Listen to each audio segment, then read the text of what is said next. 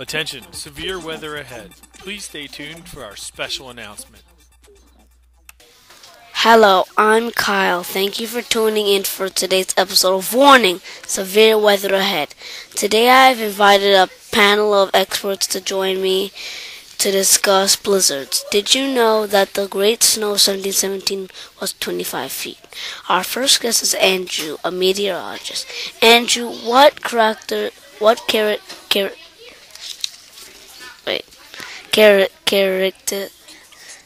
characteristics define a blizzard? Blizzards derive their energy from clash of two air masses of different temperatures and moisture levels. What season does a blizzard usually appear in? A blizzard usually appears in the winter. Where in the United States does your storm occur most often? Blizzards occur in the northern U.S. and Alaska in North America. Our next guest is Liam, who is an environmental scientist. Liam, what is the effect of this type of storm on people and their activities?